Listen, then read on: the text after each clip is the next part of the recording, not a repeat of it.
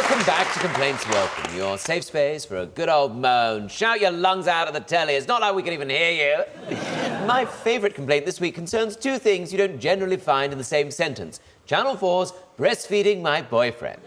Finally, Munya's eyebrows aren't the most shocking thing on Channel 4. One viewer tweeted, "I hope Channel 4 are announcing some sort of support helpline after this show for traumatised viewers, hashtag breastfeeding my boyfriend." Of course they're not. What a stupid thing to say. There was also this one. Channel 4, WTF, WTF. What has this world come to when 30-year-old man breastfeeding off his wife? Hashtag breastfeeding my boyfriend. There is too many all sorts wrong here, no. Breastfeeding My Boyfriend looked at women who produce milk for their partners and something called the lactation porn industry. Must be a new thing. I don't remember the careers advisor at school ever mentioning it to me. I would have loved that. I feel like if my husband wanted to suckle on one of my tits, I would definitely take it as a criticism of my cooking. Munya, Jess, what do you think about that as a show? Is it the sort of thing you like? You like to watch that sort of thing, do you? I don't know. I mean, it is, obviously, it's weird, but it's, I don't know, it's like all sex stuff is kind of weird, isn't it, when you break it down? Is sucking milk from tits any weirder than sucking what comes from a penis? A show that was called Sucking My Boyfriend's Dick would be pretty shocking too, wouldn't it? It would be an unusual show, I suppose, wouldn't it? I just wonder, like, whether it's one of those shows that you'd feel, you know, could you watch that with your parents? Like, if you were watching that with your mum, would you feel disgusted or just a strong sense of nostalgia? We used to do that, didn't we, Mum? Yeah. Throwback Thursday. OK. Channel 4 has always been obsessed with shows about shagging. Other recent raunch fests include My First Threesome, Sex Actually with Alice Levine, and Sex in Lockdown, Keep Shagging and Carry On. Which is ridiculous, isn't it? I mean, sometimes you have to stop and take in a Hermes delivery. But if you put the bed close enough to the front door, you could probably open it with your foot. So, is TV too obsessed with sex? If you think it is, everybody, put your hand up and shout, "Put it away!" Put it away! I think maybe it's... I don't think that was voted for. I think, actually, that complaint has been rejected. Wow. Right, my drillers, it's time for today's big inquiry. Now, we as a nation are obsessed with dating, OK? In fact, there's now so many dating apps that we've actually had to start naming them after useful household items. Tinder, Hinge, Grindr. Yeah, I'm just waiting for the day my little sister rushes in and tells me she's met the love of her life on Plunger. Okay, that's how bad it's got.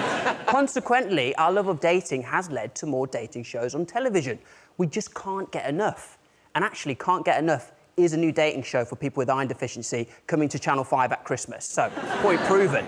Now, this tweeter in particular said, "Can no one not go out and meet people anymore? Why does it all need to be an effing TV show?" And she's got a point. There are a lot. It's like, you know, let someone else choose your partner, don't have sex, don't actually see each other before you get married. Were all these shows designed by my Zimbabwean father? Do you know, that's what it feels like.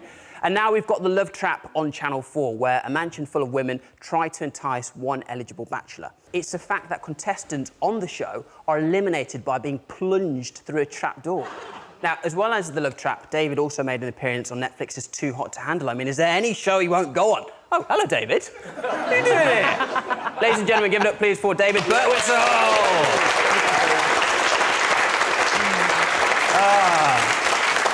Tell me, so you've been on 2 dating shows, OK? Yes. Can you tell me, from your experience, is everyone on those dating shows genuinely looking for love? What did you think? There's definitely some people that are 100% there for genuine intentions. Some people are not, and they're trying to play a game. I think on maybe like Love Island, for example, we all know now that that's like big money. If you win it, you can get so much out of it.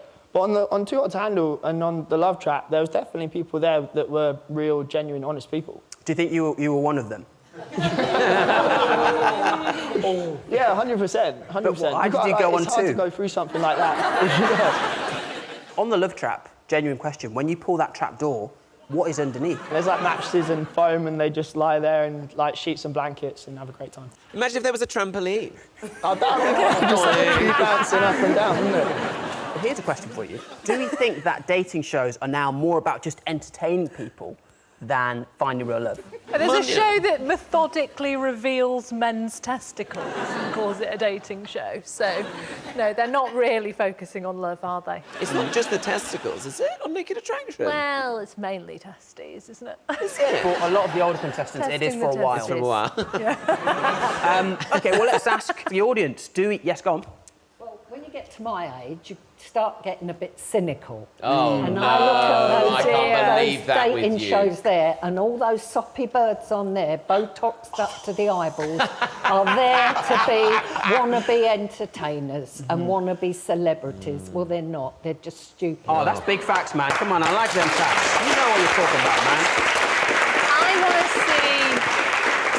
I want to see 1,000 first dates, because I'm married and this has been going on a long time now, and I just want to see it reflected back at me what it looks like for us when we go on a date, which is just admin, discussing school pickups, home for 15 minutes of missionary in the dark. Now, if you think there are too many dating shows on TV, put your hands in the air and scream, "I'm so lonely." Well, there you go, complaint upheld. As the new I'm a Celeb lineup go into quarantine, people are already complaining about the upcoming series. Our next complaint is unfortunately a popular one. It reads, "God, do I fucking hate I'm a Celeb and their use of animal cruelty for entertainment." They're not the only ones who hated it. Ofcom received over 700 complaints relating to animal cruelty on the show just last series. Another concerned viewer tweeted, "I'd rather superglue my face to a cow's arse that's suffering dysentery than watch that shite." Do you realise, of course, that supergluing your face to a cow's arse could be deemed animal cruelty itself? What do you think, Munya and Jess? Would you chow down on a witch-deep road? Yeah, I guess the sad thing is, as humans, when you go, you know, bits of you go to a better place. But as an animal, you have to sit there with this thought in the back of your mind that when you die, one of your testicles could end up in Harry Redknapp's mouth. You know what I mean? Like, is that the kind of There thought? are worse places to be. In fact, that is actually... Maybe we just need to flavour them better. Because it's the fact that we're seeing people so disgusted, it causes that in us. Do you know what I mean? Whereas, you know, if you have, you know, like when you have a tequila, they always put sugar around the rim, don't they? Salt. And that, yeah, and that makes you enjoy it better. So maybe they need to start putting like sugar and Salt. Yeah, on the insects. Last year, rural crime officers from North Wales Police had to look into complaints that non-native creatures such as cockroaches, maggots, spiders and worms were threatening local wildlife. I mean, what do we think, everybody? Is it acceptable to eat animals on television? They're paid 50 grand to go on the show. If I was paid 50 grand, I'd eat a octopus's bollocks.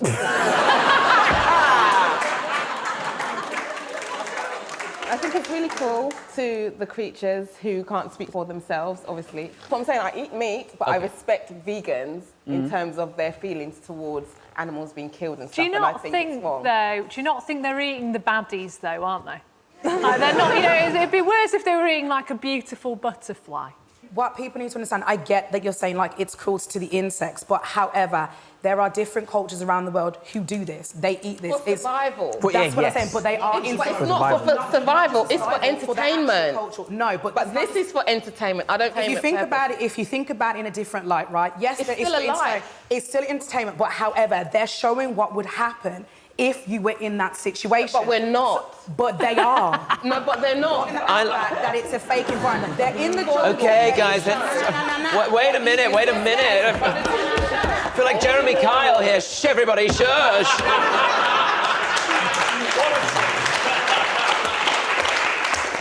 Okay, now we're going to do a DNA test, okay? Is it real or is it not? Let's do a vote. So, should we ban eating animals on air for entertainment? If you agree, put your hands up and shout, "Witchetty grub." So I think that is complaint upheld.